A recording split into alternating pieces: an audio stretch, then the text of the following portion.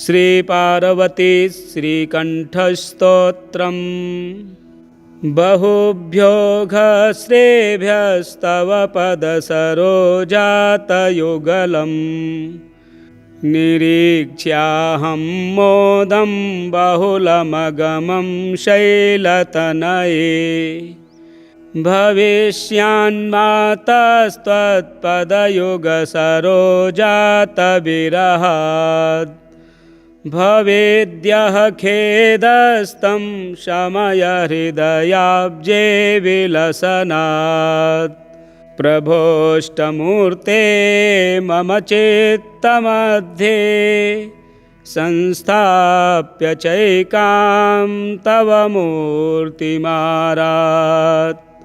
अभिस्थितस्य प्रमुदं विधेहि काते क्षतिस्तेन कृपापयोधे मन्मूर्तिमेकां तव पादमूले दधासि यस्माक्षसि बालमौले तस्माच्च मन्मानसपङ्कजाते त्वया विधेया तव मूर्तिरेका आकाशस्य विभुत्वात् तत्र अस्थत्वाच्च पादपद्मस्य तव नटनाथ पदं मच्चित्ते स्फुरत्ताद्यत्र कुत्रापि। श्री पार्वती श्रीकण्ठस्तोत्रं सम्पूर्णम्। ब्रह्ममुरारिसुरार्चितलिङ्गं निर्मलभाषितशोभितलिङ्गं जन्मजदुःखविनाशकलिङ्गं तत्प्रणमामि सदा शिवलिङ्गं देवमुनिप्रवरार्चितलिङ्गं कामदहं करुणाकरलिङ्गं रावणदर्पविनाशनलिङ्गं तत्प्रणमामि सदा शिवलिङ्गं सर्वसुगन्धिषुलेपितलिङ्गं बुद्धिविवर्धनकारणलिङ्गं सिद्धसुरासुरवन्दितलिङ्गं तत्प्रणमामि सदा शिवलिङ्गं कनकमहामणिभूषितलिङ्गं फणिपतिवेष्टितशोभितलिङ्गं दक्षसूयाज्ञविनाशकलिङ्गं तत्प्रणमामि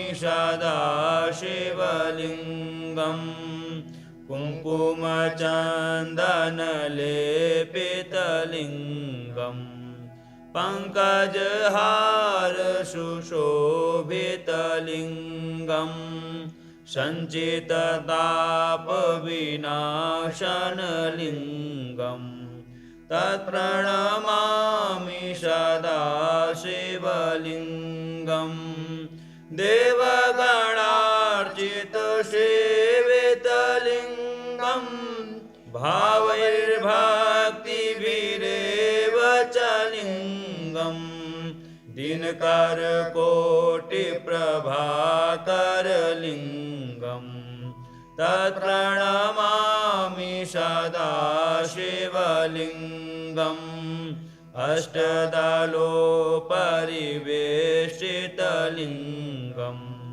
सर्वसमुद्भवकारणलिङ्गं अष्टदारिद्र्यविनाशनलिङ्गं तत्प्रणमामि सदा शिवलिङ्गं सुरगुरुसुरवरपूजितलिङ्गं सुरवनपुष्पसदार्चित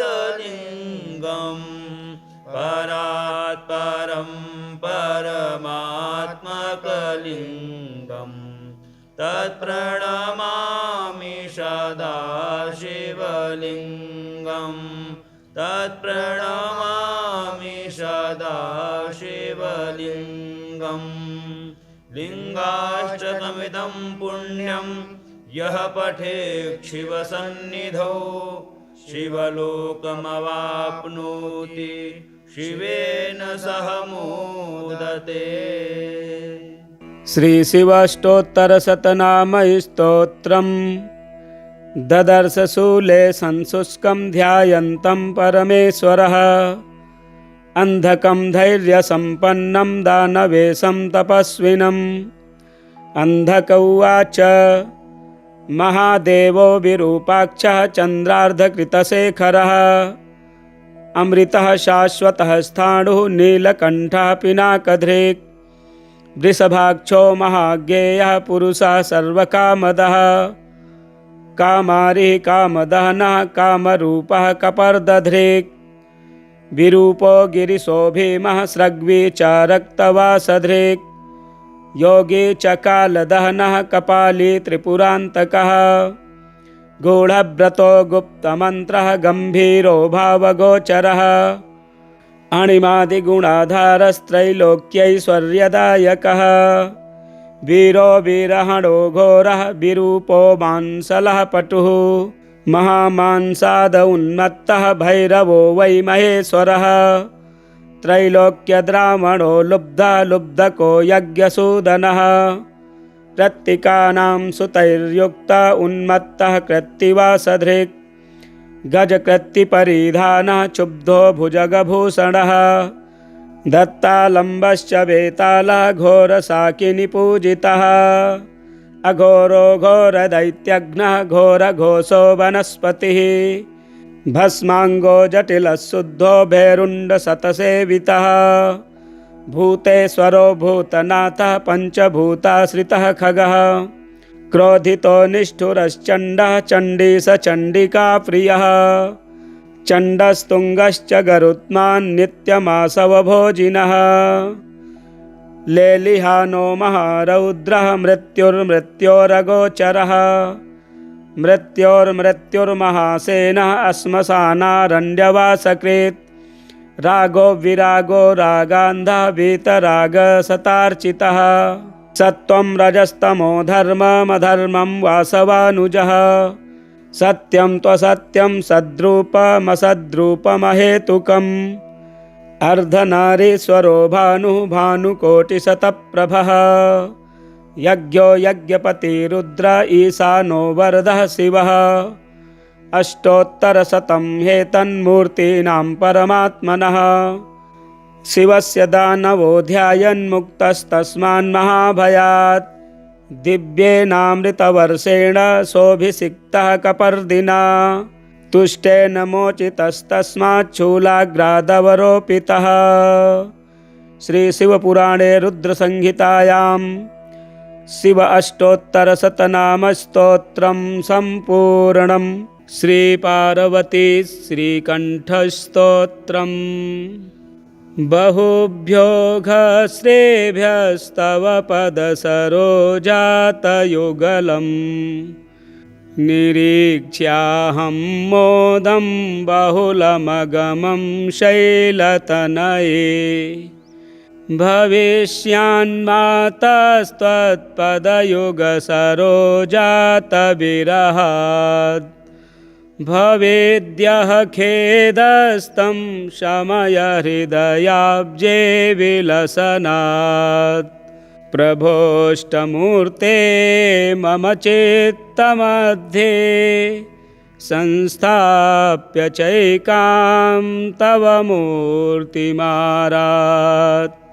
अभिस्थितस्य प्रमुदं विधेहि का ते क्षतिस्तेन कृपापयोधे मन्मूर्तिमेकां तव पादमूले दधासि यस्माक्षसि बालमौले तस्माच्च मन्मानसपङ्कजाते त्वया विधेया तव मूर्तिरेका आकाशस्य विभुत्वात् तत्र अस्थत्वाच्च पादपद्मस्य तव नटनाथ पदं मच्चित्ते स्फुरत्ताद्यत्र कुत्रापि।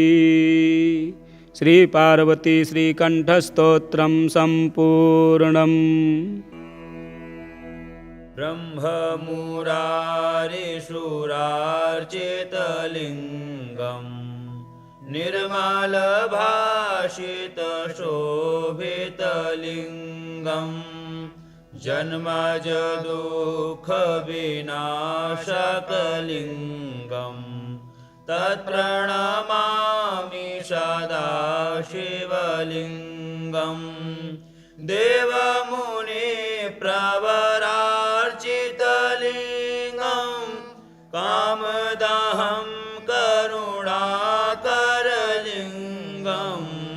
रावणदर्पविनाशनलिङ्गम् तत्प्रणमामि सदा शिवलिङ्गम् सर्वसुगन्धिषुलेपितलिङ्गम् बुद्धिविवर्धनकारणलिङ्गम् सिद्धसुरासुरवन्दितलिङ्गम् तत्प्रणमामि सदा शिवलिङ्गम् कनकमहामणिभूषितलिङ्गम् फणिपतिवेष्टितशोभितलिङ्गम् दक्षसूयाज्ञविनाशकलिङ्गम् तत्प्रणमामि सदा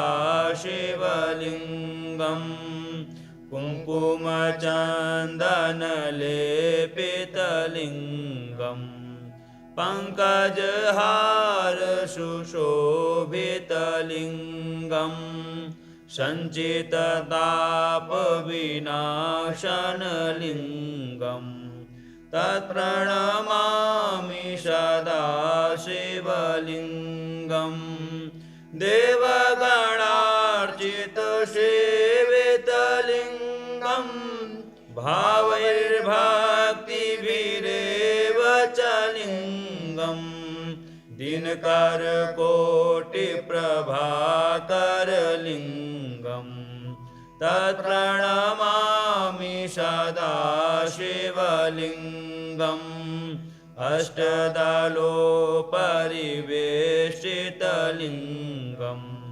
सर्वसमुद्भवकारणलिङ्गम् अष्टदारिद्र्यविनाशनलिङ्गम् तत्प्रणमामि सदा शिवलिङ्गम् सुरगुरुसुरवरपूजितलिङ्गम् सुरवनपुष्पसदार्चितलिङ्गम् परात्परं परमात्मकलिङ्गम् तत्प्रणमामि सदा शिवलिङ्गम् तत्प्रणमामि सदा शिवलिङ्गम् लिङ्गाष्टकमिदं पुण्यं यः पठेत् शिवसन्निधौ शिवलोकमवाप्नोति शिवेन सह मोदते। श्री शिवाष्टोत्तरशतनामस्तोत्रम् ददर्श शूले संशुष्कं ध्यायन्तं परमेश्वरः अन्धकं धैर्यसम्पन्नं दानवेशं तपस्विनम् अन्धक उवाच महादेवो विरूपाक्षः चन्द्रार्धकृतशेखरः अमृतः शाश्वतः स्थाणुः नीलकण्ठः पिनाकधृक् वृषभाक्षो महाज्ञेयः पुरुषः सर्वकामदः कामारिः कामदहनः कामरूपः कपर्दध्रेक् विरूपो गिरिशो भीमः स्रग्वी च रक्तवासध्रेक् योगी च कालदहनः कपाली त्रिपुरान्तकः गूढव्रतो गुप्तमन्त्रः गम्भीरो भावगोचरः अणिमादिगुणाधारस्त्रैलोक्यैश्वर्यदायकः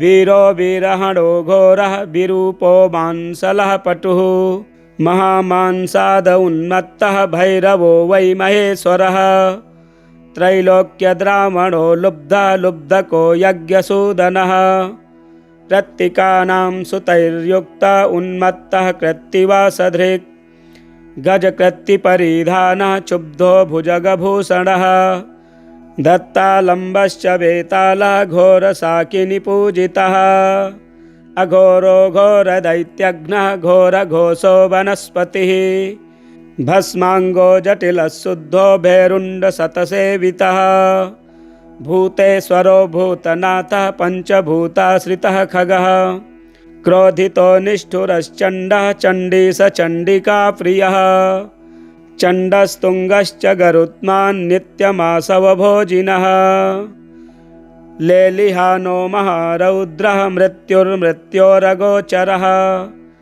मृत्योर्मृत्युर्महासेनः श्मशानारण्यवासकृत् रागो विरागो रागान्धः वीतरागशतार्चितः सत्त्वं रजस्तमो धर्ममधर्मं वासवानुजः सत्यं त्वसत्यं सद्रूपमसद्रूपमहेतुकम् अर्धनारीश्वरो भानुः भानुकोटिशतप्रभः यज्ञो यज्ञपतिरुद्र ईशानो वरदः शिवः अष्टोत्तरशतं हेतन्मूर्तीनां परमात्मनः शिवस्य दानवो ध्यायन्मुक्तस्तस्मान्महाभयात् दिव्येनामृतवर्षेण सोऽभिषिक्तः कपर्दिना तुष्टेन मोचितस्तस्मात् शूलाग्रादवरोपितः।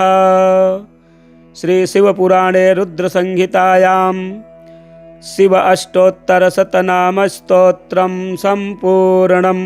श्रीपार्वती श्रीकण्ठस्तोत्रम्।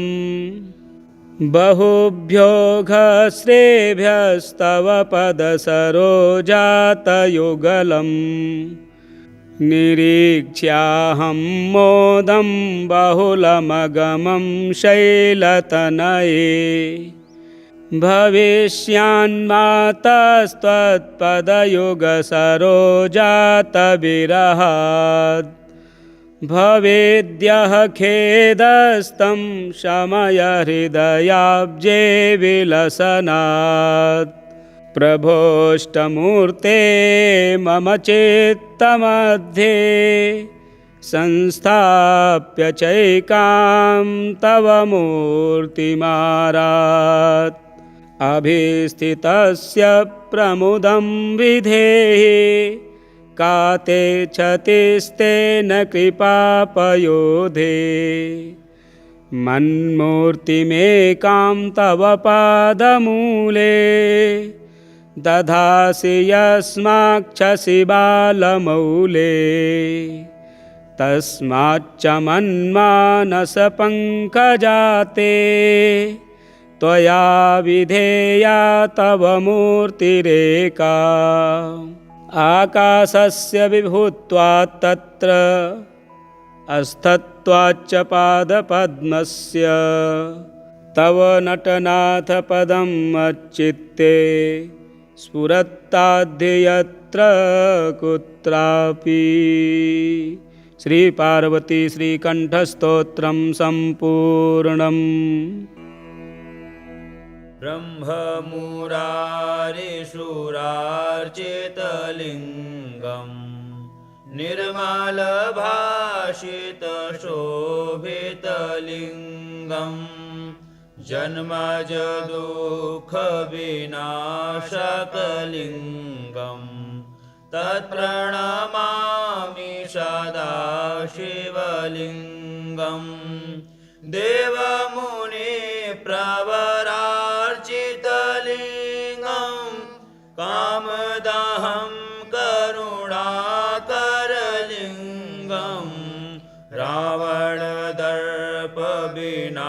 विनाशनलिङ्गम् तत्प्रणमामि सदा शिवलिङ्गम् सर्वसुगन्धिषु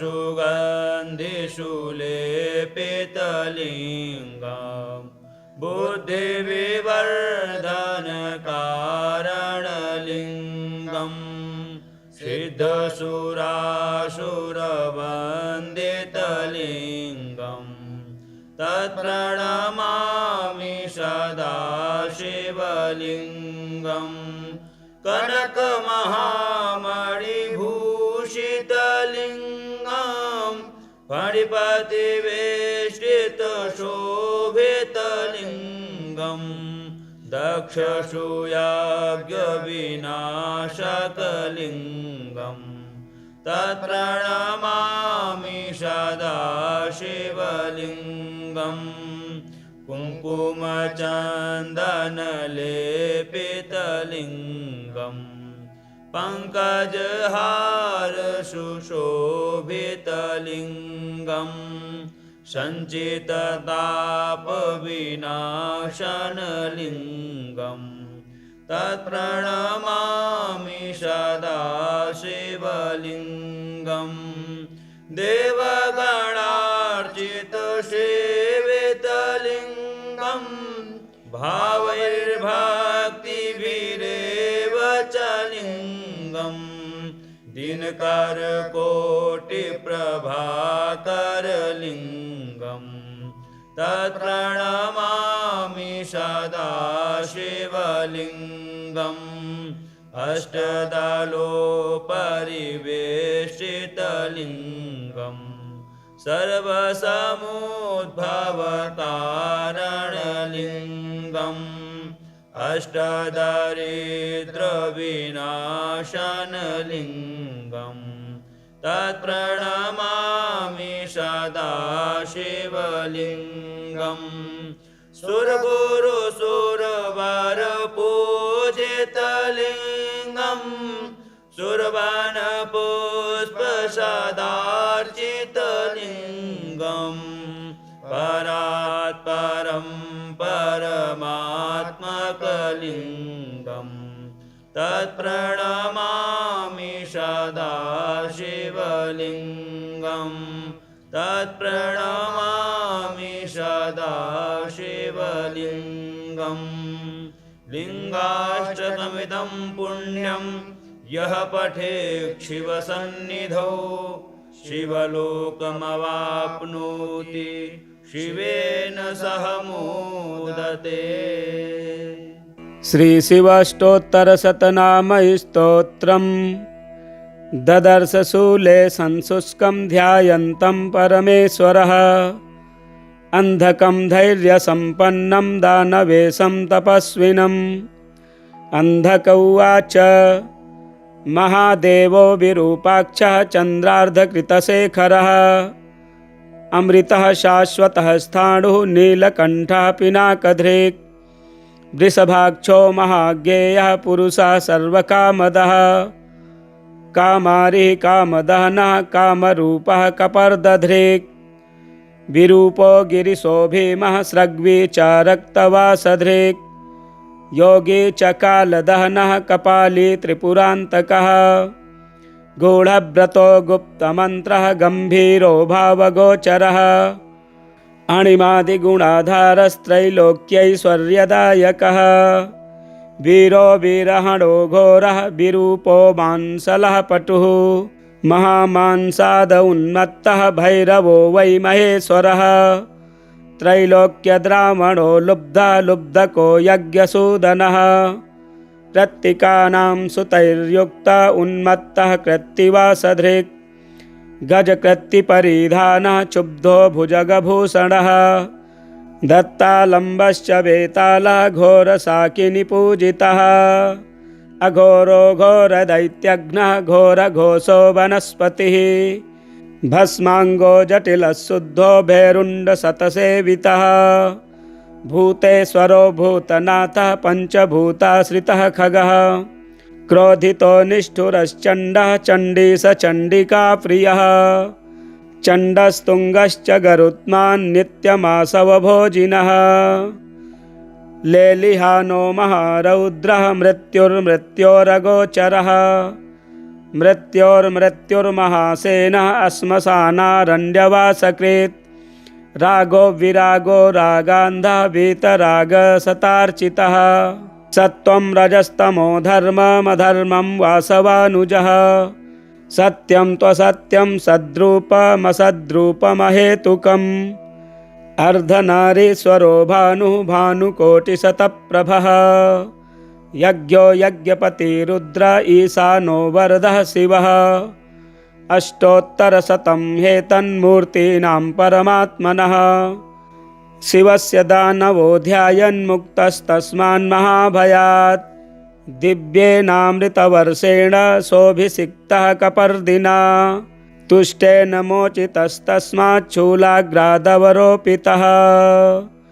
श्रीशिवपुराणे रुद्रसंहितायां शिव अष्टोत्तरशतनामस्तोत्रं सम्पूर्णम्। श्रीपार्वती श्रीकण्ठस्तोत्रम्। बहुभ्यो घस्रेभ्यस्तव पदसरोजातयुगलम् निरीक्ष्याहं मोदं बहुलमगमं शैलतनये भविष्यान्मातस्त्वत्पदयुगसरोजातविरहात् भवेद्यः खेदस्तं शमय हृदयाब्जे विलसनात् प्रभोष्टमूर्ते मम चित्तमध्ये संस्थाप्य चैकां तव मूर्तिमारात् अभिस्थितस्य प्रमुदं विधेहि का ते क्षतिस्तेन कृपापयोधे मन्मूर्तिमेकां तव पादमूले दधासि यस्माक्षसि बालमौले तस्माच्च मन्मानसपङ्कजाते त्वया विधेया तव मूर्तिरेका आकाशस्य विभुत्वात् तत्र अस्थत्वाच्च पादपद्मस्य तव नटनाथ पदम् मच्चित्ते स्फुरत्ताद्यत्र कुत्रापि। श्रीपार्वती श्रीकण्ठस्तोत्रं सम्पूर्णम्। ब्रह्ममुरारिशूरार्चितलिङ्गम् निर्मलभाषितशोभितलिङ्गम् जन्मजदुःखविनाशकलिङ्गम् तत्प्रणमामि सदा शिवलिङ्गम् देवमुनिप्रवरार्चितलिङ्गम् कामदहं करुणाकरलिङ्गम्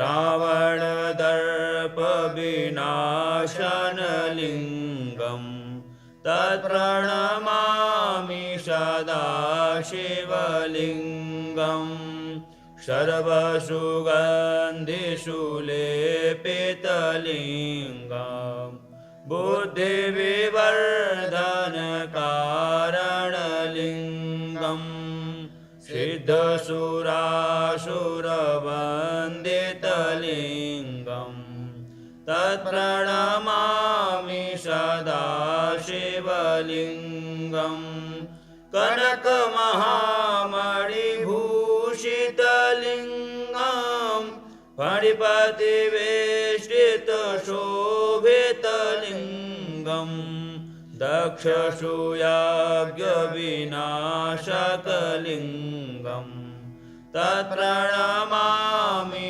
सदा शिवलिङ्गम् कुङ्कुमचन्दनलेपितलिङ्गम् पङ्कजहारसुशोभितलिङ्गम् सञ्चिततापविनाशनलिङ्गम् तत्प्रणमामि सदा शिवलिङ्गम् देवगणार्चितसेवितलिङ्गम् भावैर्भक्तिभिरेव च लिङ्गम् दिनकरकोटिप्रभाकरलिङ्गम् तत्प्रणमामि सदा शिवलिङ्गम् अष्टदलोपरिवेष्टितलिङ्गम् सर्वसमुद्भवतारणलिङ्गम् अष्टदरिद्रविनाशनलिङ्गम् तत्प्रणमामि सदा शिवलिङ्गम् सुरगुरुसुरवरपूजितलिङ्गम् सुरवनपुष्पसदार्चितलिङ्गम् परात्परं परमात्मकलिङ्गम् तत्प्रणमामि सदा शिवलिङ्गम् तत्प्रणमामि सदा शिवलिङ्गम् लिङ्गाष्टकमिदं पुण्यं यः पठेत् शिवसन्निधौ शिवलोकमवाप्नोति शिवेन सह मोदते। श्री शिवाष्टोत्तरशतनामस्तोत्रम् ददर्श शूले संशुष्कं ध्यायन्तं परमेश्वरः अन्धकं धैर्यसम्पन्नं दानवेशं तपस्विनम् अन्धक उवाच महादेवो विरूपाक्षः चन्द्रार्धकृतशेखरः अमृतः शाश्वतः स्थाणुः नीलकण्ठः पिनाकधृक् वृषभाक्षो महाज्ञेयः पुरुषः सर्वकामदः कामारिः कामदहनः कामरूपः कपर्दधृक् विरूपो गिरिशो भीमः सृग्वी च रक्तवासधृक् योगी च कालदहनः कपाली त्रिपुरान्तकः गूढव्रतो गुप्तमन्त्रः गम्भीरो भावगोचरः अणिमादिगुणाधारस्त्रैलोक्यैश्वर्यदायकः वीरो वीरहणो घोरः विरूपो मांसलः पटुः महामांसाद उन्मत्तः भैरवो वै महेश्वरः त्रैलोक्यद्रावणो लुब्धः लुब्धको यज्ञसूदनः कृत्तिकानां सुतैर्युक्तः उन्मत्तः कृत्तिवासधृक् गजकृत्तिपरिधानः क्षुब्धो भुजगभूषणः दत्तालम्बश्च वेतालः घोरशाकिनिपूजितः अघोरो घोरदैत्यघ्नः घोरघोषो वनस्पतिः भस्माङ्गो जटिलः शुद्धो भैरुण्डशतसेवितः भूतेश्वरो भूतनाथः पञ्चभूताश्रितः खगः क्रोधितो निष्ठुरश्चण्डः चण्डीसचण्डिका प्रियः चण्डस्तुङ्गश्च गरुत्मान् नित्यमासवभोजिनः लेलिहानो महारौद्रः मृत्युर्मृत्योरगोचरः मृत्योर्मृत्युर्महासेनः श्मशानारण्यवासकृत् रागो विरागो रागान्धः वीतरागशतार्चितः सत्त्वं रजस्तमो धर्ममधर्मं वासवानुजः सत्यं त्वसत्यं सद्रूपमसद्रूपमहेतुकम् अर्धनारीश्वरो भानुः भानुकोटिशतप्रभः यज्ञो यज्ञपतिरुद्र ईशानो वरदः शिवः अष्टोत्तरशतं हेतन्मूर्तीनां परमात्मनः शिवस्य दानवो ध्यायन्मुक्तस्तस्मान्महाभयात् दिव्येनामृतवर्षेण सोऽभिषिक्तः कपर्दिना तुष्टेन मोचितस्तस्मात् शूलाग्रादवरोपितः। श्री शिवपुराणे रुद्रसंहितायां शिव अष्टोत्तरशतनामस्तोत्रं सम्पूर्णम्। श्रीपार्वती श्रीकण्ठस्तोत्रम् बहुभ्यो घस्रेभ्यस्तव पदसरोजातयुगलम् निरीक्ष्याहं मोदं बहुलमगमं शैलतनये भविष्यान्मातस्त्वत्पदयुगसरोजातविरहात् भवेद्यः खेदस्तं शमय हृदयाब्जे विलसनात् प्रभोष्टमूर्ते मम चित्तमध्ये संस्थाप्य चैकां तव मूर्तिमारात्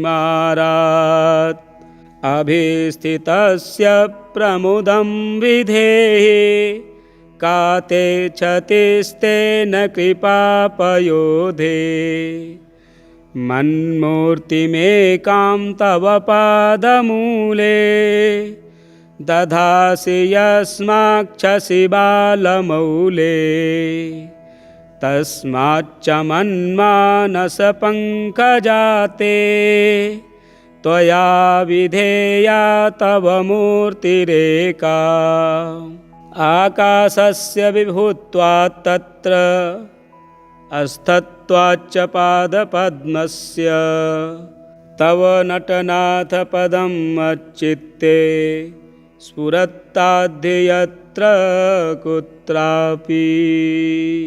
श्री पार्वती श्रीकण्ठस्तोत्रं सम्पूर्णम्।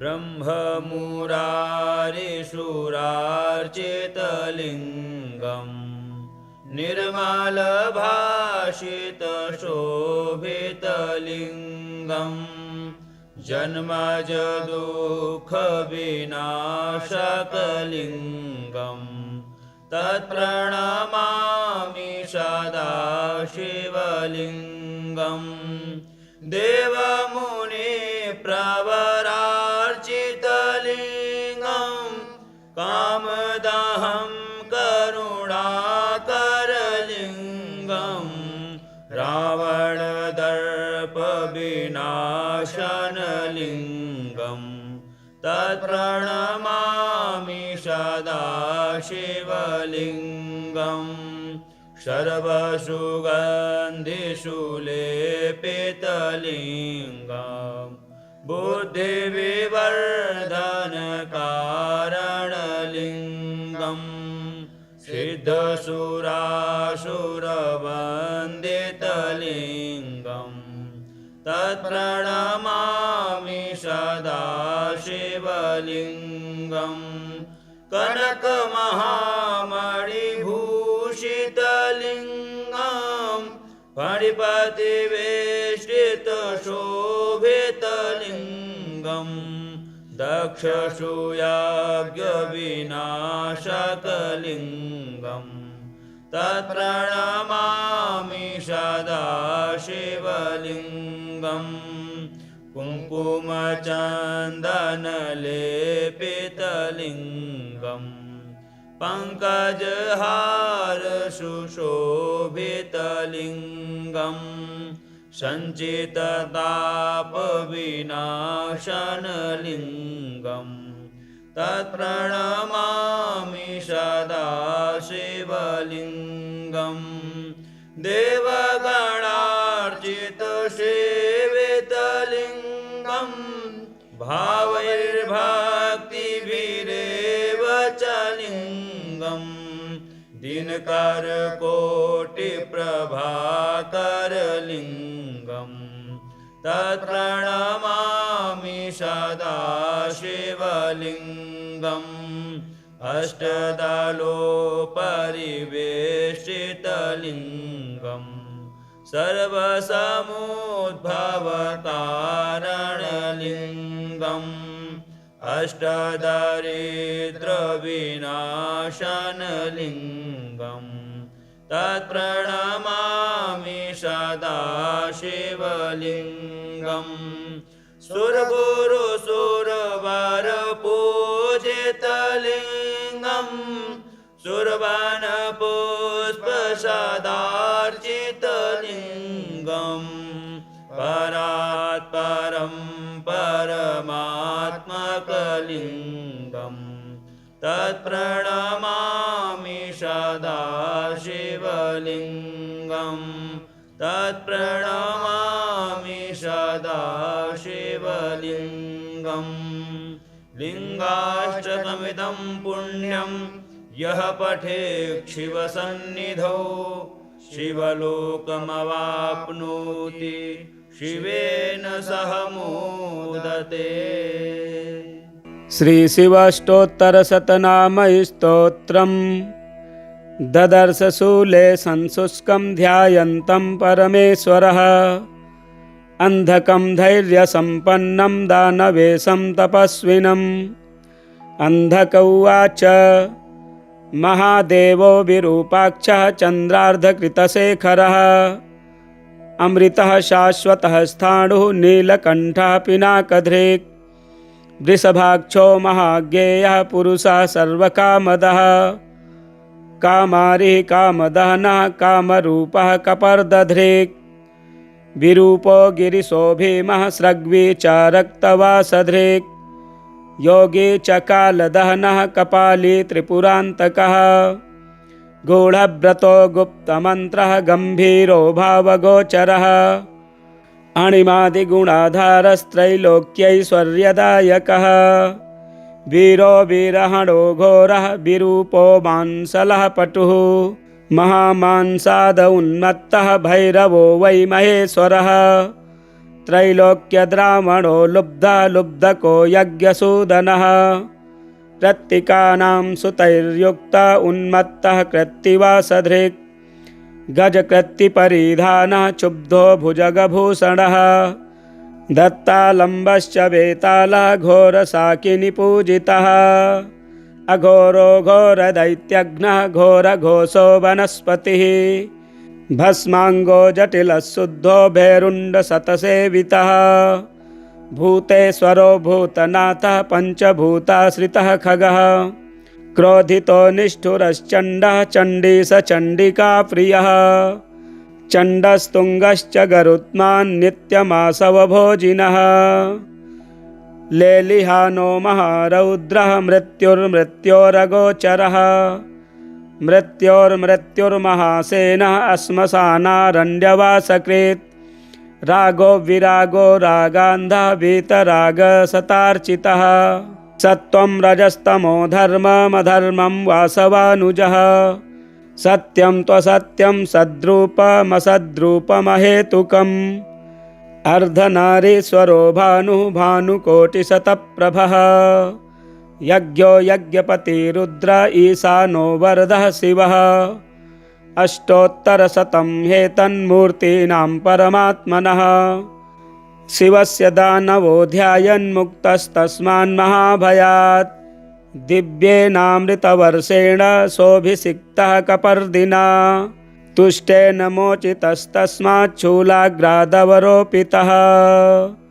श्री शिवपुराणे रुद्रसंहितायां शिव अष्टोत्तरशतनामस्तोत्रं सम्पूर्णम्। श्री पार्वती श्रीकण्ठस्तोत्रम्। बहुभ्यो घश्रेभ्यस्तव पदसरोजातयुगलम् निरीक्ष्याहं मोदं बहुलमगमं शैलतनये भविष्यान्मातस्त्वत्पदयुगसरोजातविरहात् भवेद्यः खेदस्तं शमय हृदयाब्जे विलसनात् प्रभोष्टमूर्ते मम चित्तमध्ये संस्थाप्य चैकां तव मूर्तिमारात् अभिस्थितस्य प्रमुदं विधेहि का ते क्षतिस्तेन कृपापयोधे मन्मूर्तिमेकां तव पादमूले दधासि यस्माक्षसि बालमौले तस्माच्च मन्मानसपङ्कजाते त्वया विधेया तव मूर्तिरेका आकाशस्य विभुत्वात् तत्र अस्थत्वाच्च पादपद्मस्य तव नटनाथ पदं मच्चित्ते स्फुरत्ताद्यत्र कुत्रापि। श्री पार्वती श्रीकण्ठस्तोत्रं सम्पूर्णम्। ब्रह्ममुरारिसुरार्चितलिङ्गम् निर्मलभाषितशोभितलिङ्गम् जन्मजदुःखविनाशकलिङ्गम् तत्प्रणमामि सदा शिवलिङ्गम् देवमुनिप्रवरार्चितलिङ्गम् कामदहं करुणाकरलिङ्गम् रावणदर्पविनाशनलिङ्गम् तत्प्रणमामि सदा शिवलिङ्गम् सर्वसुगन्धिषु लेपितलिङ्गम् बुद्धिविवर्धनकारणलिङ्गम् सिद्धसुरासुरवन्दितलिङ्गम् तत्प्रणमामि सदा शिवलिङ्गम् कनकमहामणिभूषितलिङ्गम् फणिपतिवेष्टितशोभितलिङ्गम् दक्षसूयाज्ञविनाशकलिङ्गम् तत्प्रणमामि सदा शिवलिङ्गम् कुङ्कुमचन्दनलेपितलिङ्गम् पङ्कजहार सुशोभितलिङ्गम् सञ्चिततापविनाशनलिङ्गम् तत्प्रणमामि सदा शिवलिङ्गम् देवगणार्चितसेवितलिङ्गम् भावैर्भक्तिभिरेव च लिङ्गम् दिनकरकोटिप्रभाकरलिङ्गम् तत्प्रणमामि सदा शिवलिङ्गम् अष्टदलोपरिवेष्टितलिङ्गम् सर्वसमुद्भवकारणलिङ्गम् अष्टदारिद्र्यविनाशनलिङ्गम् तत्प्रणमामि सदा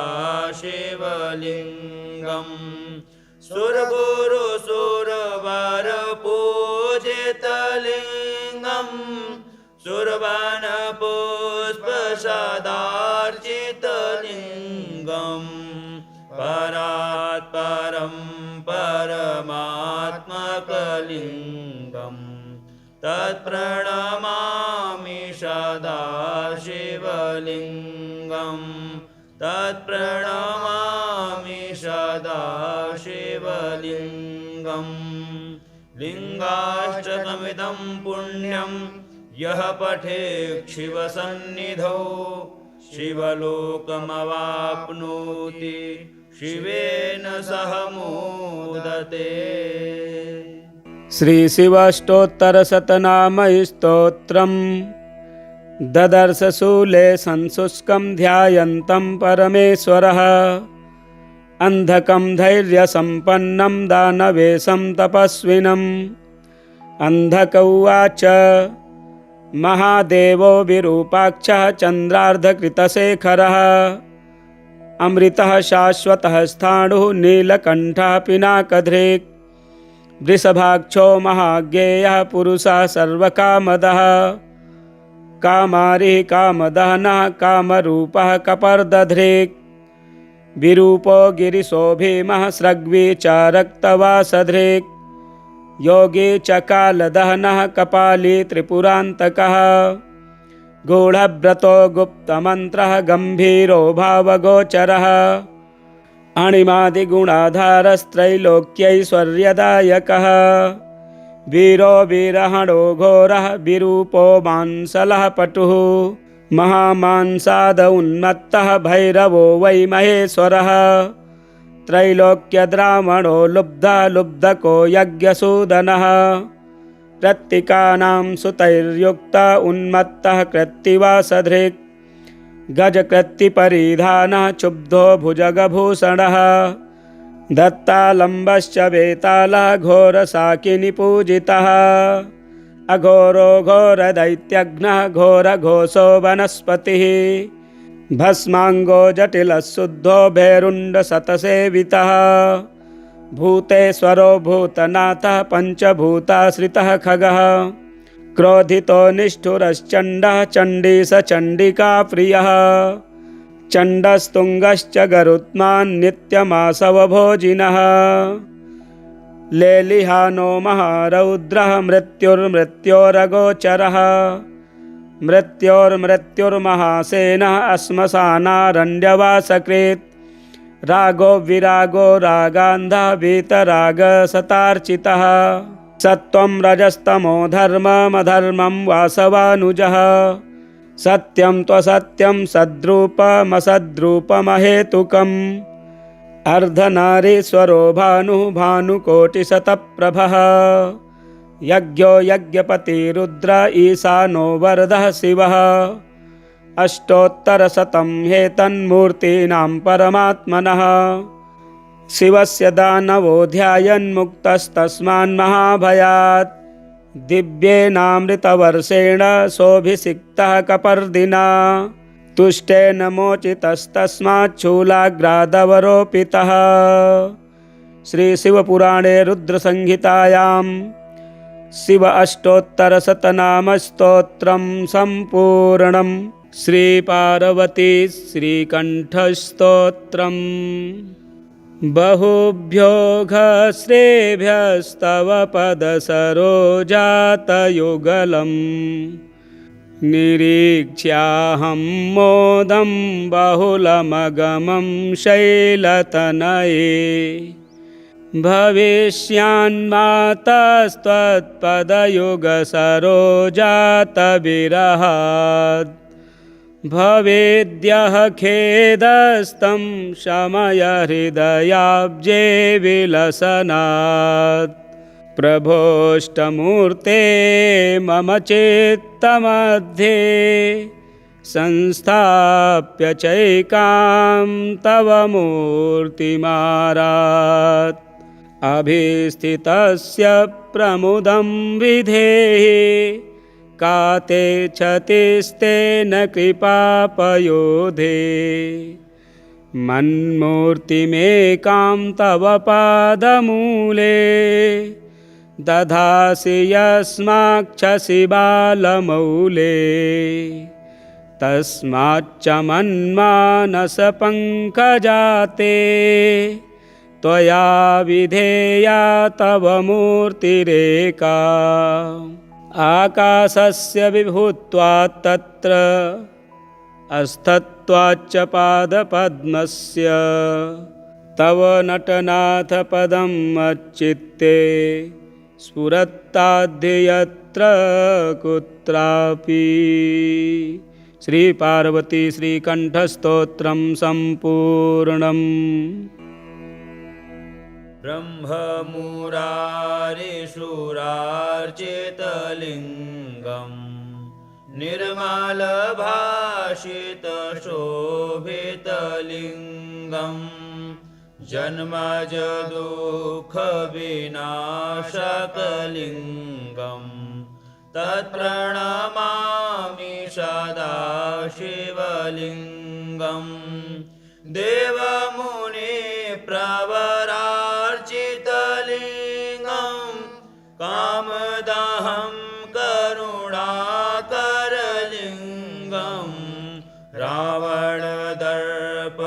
विनाशनलिङ्गम्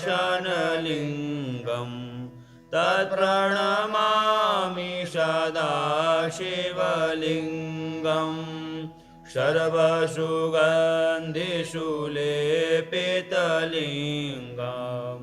बुद्धिविवर्धनकारणलिङ्गम् सिद्धसुरासुरवन्दितलिङ्गम् तत्प्रणमामि सदा शिवलिङ्गम् कनकमहामणिभूषितलिङ्गम् फणिपतिवेष्टितशोभितलिङ्गम् दक्षसूयाज्ञविनाशकलिङ्गम् तत्प्रणमामि सदा शिवलिङ्गम् कुङ्कुमचन्दनलेपितलिङ्गम् पङ्कजहारसुशोभितलिङ्गम्